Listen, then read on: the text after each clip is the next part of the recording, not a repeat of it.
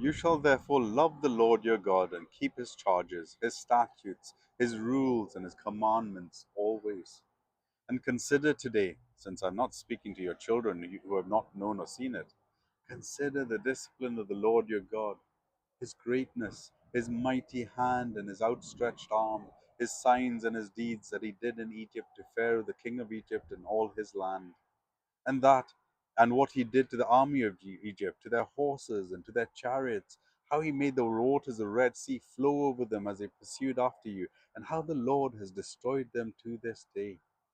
What did he do to you in the world, and what did he did for to you in the wilderness until you came to this place? What he did for Dathan and Abraham, the sons of Eliab, sons of Reuben, how the earth opened its mouth and swallowed them, and with their households, their tent, and everything living thing that followed them in the midst of all Israel. For your eyes have seen all the great work of the Lord that he did. You shall keep therefore the whole commandment that I command you today, that you may be strong and go and take possession of the land that you are going to possess, and that you may live long in the land that the Lord swore to your fathers to give to them and to their offspring, a land flowing with milk and honey. For the land that you are entering to take possession of is not like the land of Egypt, for which you have come, where you sowed your seed and irrigated it like gardens of vegetables. But the land you're going over to possess is a land of hills and valleys, which drinks water by the rain from heaven. A land that the Lord your God cares for. The eyes of the Lord your God are not always upon it, from the beginning of the year to the end of the year. And if you will indeed obey my commandments that I command you today, to love the Lord your God and to serve him with all your heart and with all your soul, he will give you rain for your land in its season, the early rain and the later rain, that you may gather in your grain and your wine and your oil. And he will give grass in your fields for your livestock, and you shall eat and be full. Lest take care, lest your heart be deceived, and you turn aside and serve other gods and worship them. Then the anger of the Lord will be kindled against you, and he will shut out the heavens, so that there will be no more rain, and the land will yield no fruit, and you will perish quickly off the good land the Lord is giving you. You shall therefore lay out these words of mine in your heart and in your soul, and you shall bind them as a sign on your hand, and they shall be frontlets between your eyes.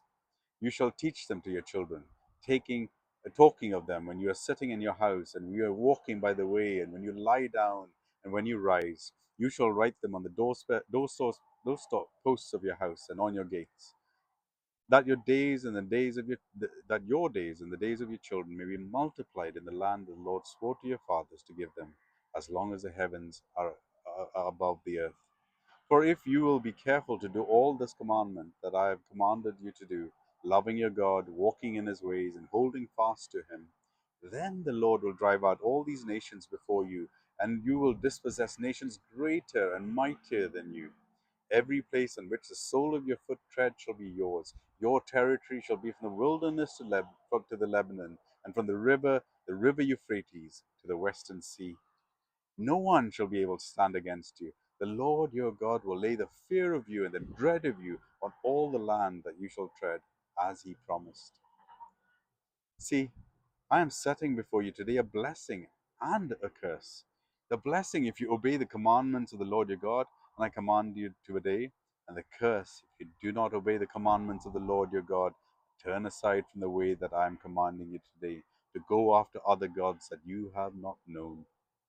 And when the Lord your God brings you into the land that you are entering to take possession of it, you shall set the blessing on Mount Gerizim and the curse on Mount Ebal. Are they not beyond the Jordan, west of the road, towards the going down of the sun, the land of the Canaanites who live in the Arabah, opposite Gilgal, beside the oak of Moreh? For you are to cross over the Jordan to go in to take possession of the land the Lord your God is giving you. And when you possess it and live in it, you shall be careful to do all the statutes and the rules that I'm setting before you today.